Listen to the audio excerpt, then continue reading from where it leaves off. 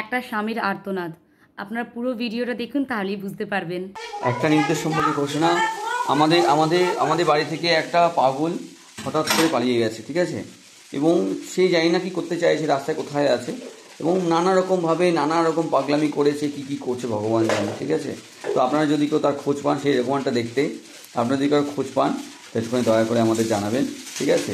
সে নানা বাড়িতে কিন্তু নানা রকম ভুলভাল রান্না করা একটা মস্ত ফাঁদে।